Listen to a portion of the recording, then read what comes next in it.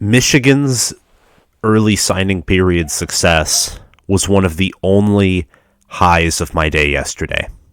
And most of that is because, let's face it, I am ill.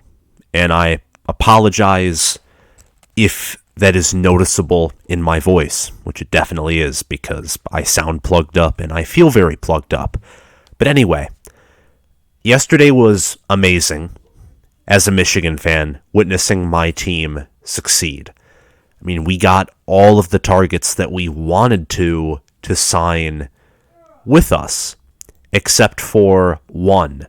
But he is announcing who he's signing with in February anyway, and we'll get to him later. But it was cool, honestly. You know, we got some key guys. We got a 4-star wide receiver. We got a pass rusher. All neat stuff. And the staff is showing its resiliency, its ability to recruit. It's shown that it can find diamonds in the rough, as explained that a lot of people that we recruited, a lot of the high school football players that we recruited, started out as 3-stars, and then a good portion of them evolved and were bumped up to 4-stars in recent weeks. So we've been identifying talent, and that's impressive. And I'm just really excited to see where this program, my favorite team, continues to move. And I'm excited to see which freshmen will impact this team the greatest in the 2022 season. But anyway, today we're going to be talking about Michigan's, what they did yesterday, who they signed, talk about some of their highlight signees, and where their recruiting class currently ranks and such. And we'll also talk about signing day yesterday in general, because there were a lot of stunning moments, and it's also important to put where Michigan has succeeded in light of just the whole picture. So talking small and big picture. And at the end, we're going to talk about Michigan's, who I would say is their last remaining target. A 5-star, in fact. So first and foremost, let's talk about the big thing. Let's get the big thing out of the way, which is Travis Hunter going to Jackson State. Now, good for Deion Sanders. I mean, the guy with his shiny shades or sunglasses, he just tipped those to the Florida State audience and said, "Cool, you mean nothing to me." Travis Hunter, man, I still can't believe it. When I saw that he committed to Jackson State, I thought it was some kind of joke. And after that, when it was real, I thought they must have paid him like $4 million. And lo and behold, there is a rumor going around that, yes, he's getting paid millions to go there. And then this morning, Deion Sanders and Jackson State have denied it. So I don't even know what's going on anymore. All I know is that Deion Sanders just kind of outdid Florida State and laughed them off of Travis Hunter's radar, is kind of how I envision it, which to me is insane. It does also speak volumes about Florida State's program. Ever since Jimbo left, Florida State, even during Jimbo's tenure, was known as this school that didn't prioritize football the way it needed to, and has been on the decline for quite some time, and it's not advertised as a great place to go for commits. And nonetheless, despite, some Florida State fans very much overreacting to this, their class is still in the top 15. So that's out of the way. Another thing, too, is Michigan is in the top 10 of recruiting classes, top 10 nationally. Your number 1 recruiting class is Texas A&M, Alabama's 2nd, Georgia is 3rd, Ohio State's 4th, Texas is 5th, Penn State is 6th, Notre Dame is 7th, North Carolina's 8th, Michigan is 9th, Oklahoma is 10th. Those are your top 10 recruiting classes. Obviously, the SEC dominates. Texas A&M, Alabama, and Georgia are up there. And then you can only imagine when Oklahoma and Texas join, that would be half of the top 10 teams. Half of them are SEC teams currently, or they're going to be in the future. It means that most of your talent, it already is that way, but even more of your already existing talent is going to be in the SEC. It's going to get a lot more competitive, and I don't know how Texas is going to survive, but it just is what it is. It just is a testament to, you look there, and Texas's head coach, Georgia's head coach, and Texas A&M's head coach, they're all Saban assistants. And Saban's the GOAT at recruiting, and he's the GOAT at coaching. And Saban assistants, if they don't pick up one, they often pick up the other. And often, the one they pick up for sure is being able to recruit. And Sarkisian, Smart, and Fisher, we all know one thing about them. They all can recruit very well. So no surprises that they are up here. Part of me is shocked that Texas and Penn State, after having some poor years, and even North Carolina, can get these large amounts of good recruits. Sort of surprised me. And then I remember that their states either have good amounts of talent or their coaches are just really good recruiters. And then, you have, in a certain sense, an outlier in the group, I would say. And part of me would say that's Notre Dame. They do have a 5-star. They're 7th in the nation. They don't even have 25 commits. In fact, they've had some decommits recently. Oklahoma, I would almost consider an outlier as well, for the only reason being they lost their head coach. They don't have a 5-star, but they've rebounded, and they got a good amount of commits. After Venables was named the head coach, they have 12 4-stars. And overall, I would say this is actually a pretty normal top 10.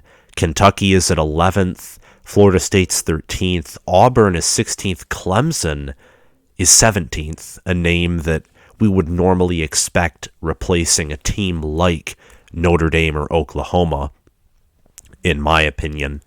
So that's just that. So that's kind of what happened yesterday. And now we are going to move on to Michigan's 2022 recruiting class.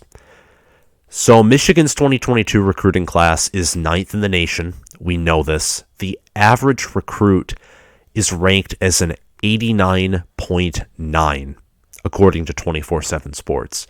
And what that means is the average recruit for Michigan is a lower tier 4-star. To put this in perspective, Alabama's average is 95.17, which is above mid-tier 4-star would be that average. It's just a measure of how the average player, is. And ours happens to be an 89.9. Ohio State's, another comparison, is 94.04. Penn State's is 90.87. The class also has 10 4-stars. Derek Moore, Keon Sabb, Tyler Morris, Darius Clemens, Zeke Berry, Jimmy Rolder, Cody Jones, Colston Loveland, Mason Graham, and Cavanti Henry are the names of those 4-stars. It also has one 5-star, cornerback Will Johnson, who has been committed since the dark days of the 2020 postseason. He is a cornerback. He is from Michigan and is Michigan's number 1 high school player. Highlight recruits include Will Johnson, cornerback, who's 6'3", 190. Derek Moore, a defensive lineman who's 6'4", 240, out of Baltimore, Maryland. Keon Sabb from IMG Academy, originally committed to Clemson, who's a safety. He's 6'2", 200 pounds. Tyler Morris, a wide receiver from Illinois. He's 6 foot, 175 pounds. Darius Clemens, another wide receiver from Portland, Oregon, who's 6'3", 205. It's adding some nice height to the wide receiver room. You also have Zeke Berry, a safety, who's 6 foot, 195 pounds, from Concord, California. So those are just some names there. Michigan has signed 22 of their commits. The only commit who hasn't signed yet is Kavanti Henry, who visited Washington a few days ago, and I hear some other Pac-12 schools are indeed on his radar. Derek Moore and Keon Sabb and Darius Clemens were the main targets yesterday. All of them committed and signed with Michigan. Alex Orji is also one, a quarterback out of Texas. Him and Jaden Denegal are the two quarterbacks of this class, both 3 stars. I am curious as to what your thoughts are on this, about having 2 quarterbacks being signed, because, we have Cade, we have JJ, there's going to be these 2. I expect, probably someone to maybe transfer out of the QB room. I mean, you already had, McCaffrey, Dylan McCaffrey, and you had Joe Milton leave. But, having 2 of these guys come in, at least someone else in the QB room might want to take a step out, one of the less talented recruits there, or players. So that's interesting to me. If you have any thoughts on that, or have any thoughts on anything in this video, again, comment your thoughts down below. Amorian Walker, we also flipped from Notre Dame yesterday. He's being recruited as a wide receiver. He's a 3-star, but is 6'4" and 175. So again, adding height to that wide receiver room, adding depth, it's very important.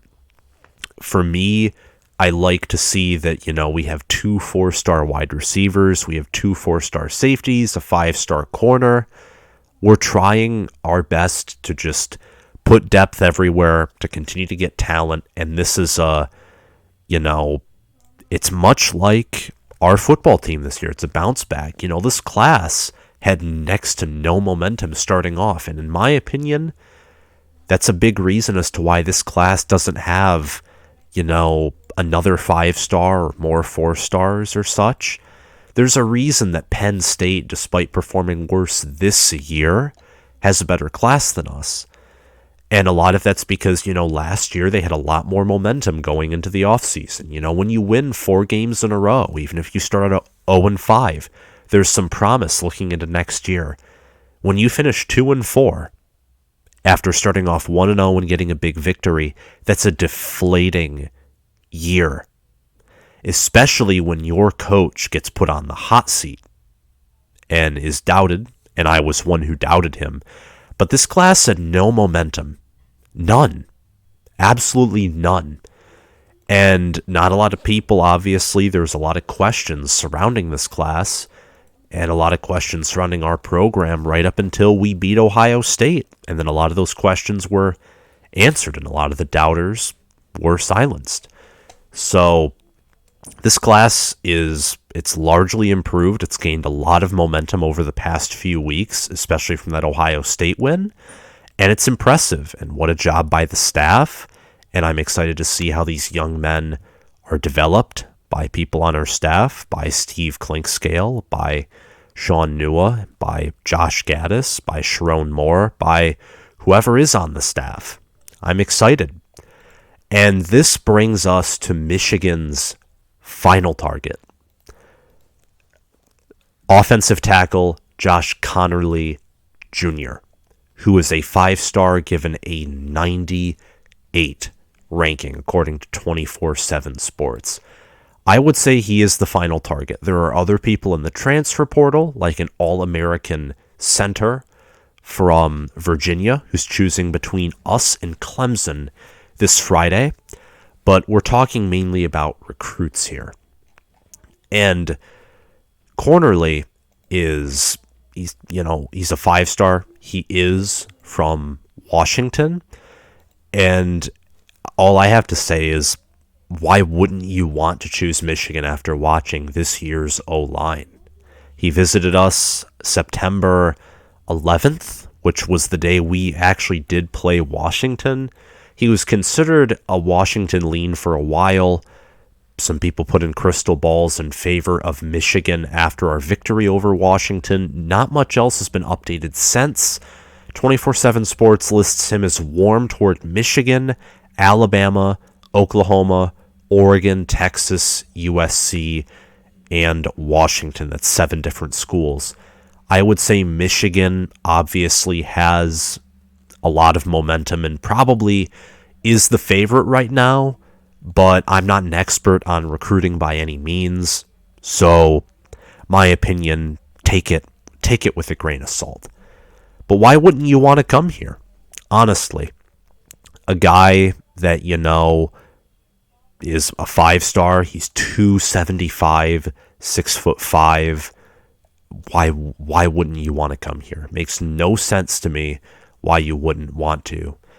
Brandon Huffman, who scouted him, calls him, a first-round projection, compares him to Rashawn Slater, who is from Northwestern, was in the Big Ten. Why not come here? You're built like a pro. You have a lot of potential, and Michigan this year has obviously developed a really good O-line, possibly the best offensive line in the country. So why not? And I do think that in the end, if he truly is our only target in high school, I think we devote as many resources to him as we can. We're totally in the mix to get him, and I think we will get him. He commits in early February, and that's all I have to say. Michigan had a really good day yesterday signing. The Big Ten in general did, I would say. Even Nebraska, who has the worst class in the entirety of the Big Ten, bumped their numbers up and got some guys signed with them.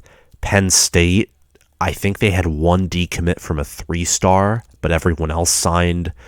Ohio State got everyone signed. So Indiana has a top 20 recruiting class as well, so that's something really interesting. But that's all I have to say for this video.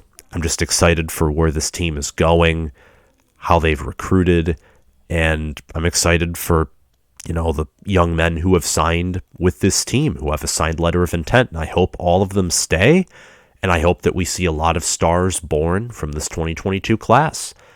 If you enjoyed this video, hit that subscribe button, hit that like button, hit that notification bell. Again, share this video around, and comment your thoughts down below. Do you think we'll get Josh Connerly Jr., or do you think we won't? Let me know down below. Thank you all for watching, and I'll see you guys around.